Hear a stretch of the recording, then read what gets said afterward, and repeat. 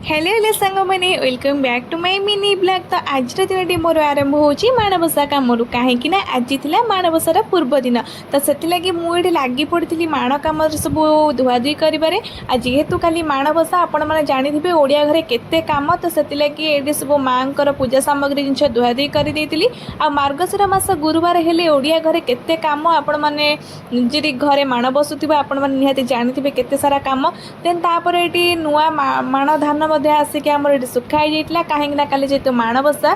तो से धान को बढ़िया से सुखई देती आ बो तार देखते केते सुंदर सा धान मेटा कर देन तापर से सब को भल से खरा दे सुखई सारा पुणी आसी लगी पड़ी घर धुआधुई कम। आईटी जेहतु ठाकुर घरे माण बसवा आमर से ठाकुर फटो को सब बढ़िया से धोई देली। देन तापर घर को पोछापोछि कर सारापर आम समस्ते मिसी बस पड़ू खावाई। आपने जानी भाई भौणी मान सहित मजा मस्ती करके खाइले केते खुशी लगे। से खुशी तो आपने जानते कौटी भी मिलबनी।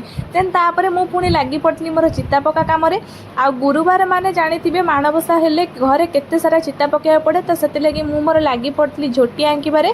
देन तापर ठाकुर घर सारा सबुआडे चिता पकई सारापर मु पलि आसली छात उपरको। आ जो माण खटुली से चिता पड़बार थिला।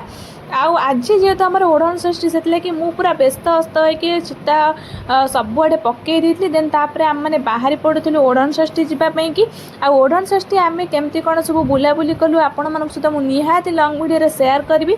आईटी आम समस्ते रेडी हो गलुन ओढ़ण षष्ठी बुलाबुली करने आसिले। तो आमर बहुत सारा काम अच्छे जेहेतु से आम समस्ते मिसिक जल्दी जल्दी रेडी होकर बाहरी पड़ू ओढ़ण षष्ठी जावाई कि।